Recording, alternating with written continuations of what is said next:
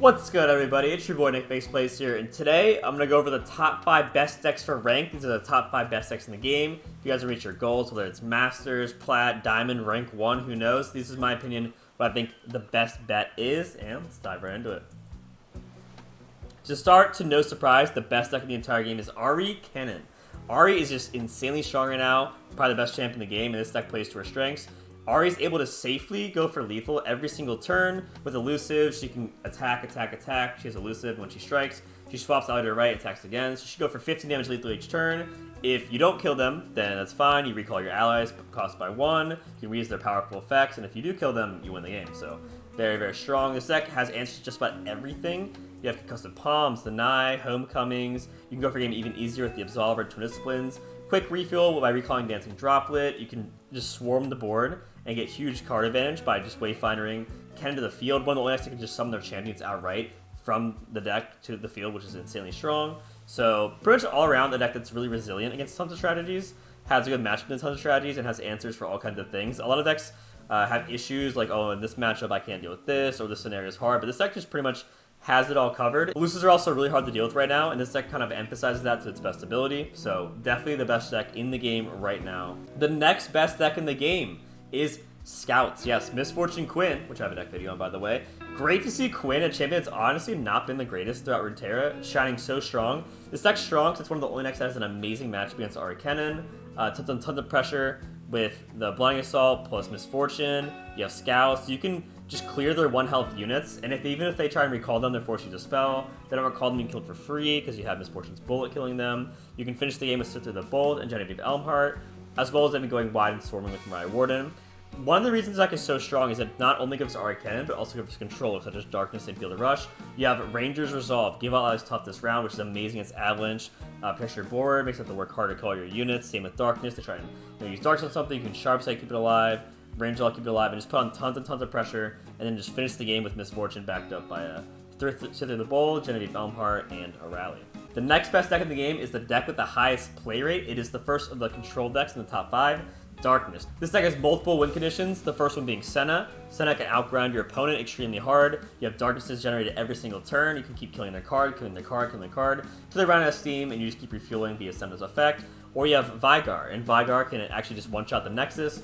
With the Darknesses, he busts them every turn. When he's leveled, he can use them on the enemy Nexus to go for game. You have tons of answers into Ari Cannon. You have Group Shot, Pokestick, Vile Feast, Withering Wail. So you have all the low health like units covered, such as Cannon and the Mourned, and also good against aggro.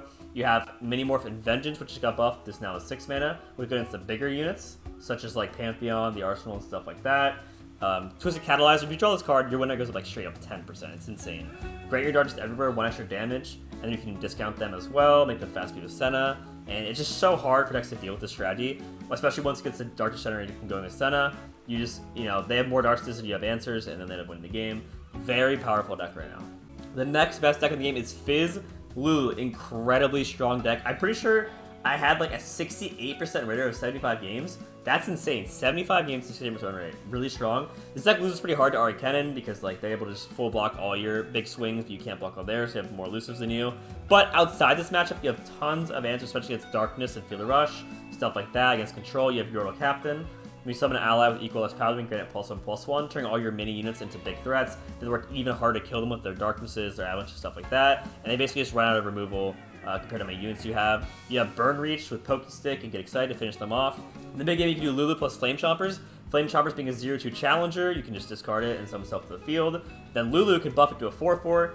Really, really easy removal. You can just play her turn 3, and then you can Poro Cannon the Flame Chompers itself, or the one generated from Boom Baboon, and just kind of just like get field control right away. And you can set them up for lethal with Yours and Arms. You can make your Flame Chompers hook away their blockers, and then push for huge damage. You can also use Poro Cannons to get elusives, really cheap ones, just 1 mana elusives, as well as Fizz, and then you can go for game via elusives as well.